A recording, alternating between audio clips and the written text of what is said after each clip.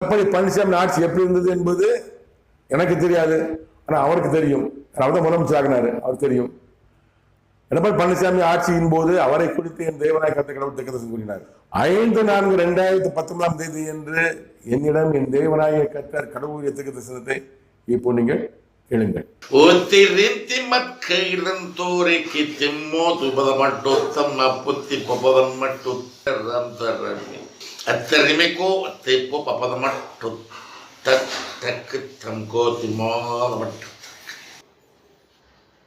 நீ வாசமாயிருக்கும் இத்தேசத்தின் அதிபதி ஆட்சி மாற்றம் ஏற்படும் உறுதியிருந்தது.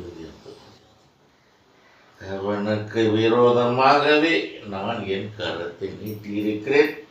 பரிதானம் அவனுக்கு கீழ்ப்பணி புரியும்.